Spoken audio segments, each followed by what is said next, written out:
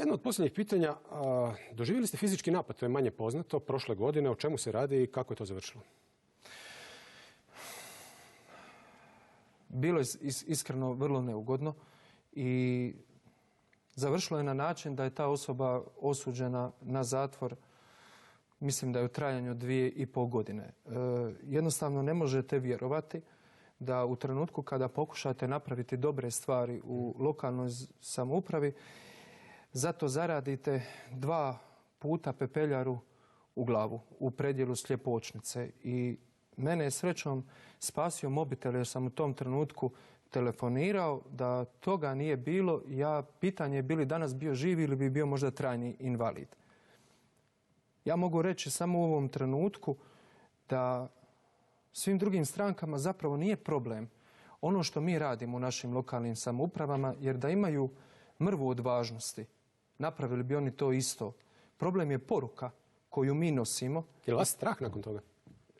Ne smije me biti strah. To se u Metkoviću dogodilo? Ili u blizini Metkovića? U Metkoviću se to dogodilo na terasi jednog hotela. U istome tjednu gospodina Kovačića, gradonačelnika Omiša, pokušali su pregaziti autom. I on je završio na firulama.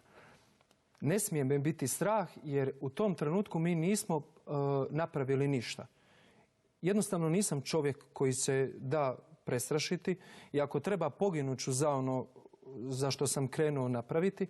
Ali, kad vi kažete nije bilo otpora u vašoj gradskoj upravi, možda je to taj otpor neprimjeren u svakom slučaju. Ja ne znam o čemu se konkretno radi. Ja ću vam reći konkretno o čemu se radi. Ja vjerujem da sam zaradio taj napad pepeljarom iz razloga što smo mi uspjeli izracionalizirati 6 milijuna od 18 milijuna kuna prihoda. Dakle, nekoga je po džepu zabolilo 6 milijuna kuna godišnje, što se je legalno izvlačilo iz grada. S druge strane, zabolilo je malo veće igrače, jer poruka koju mi nosimo je da se može.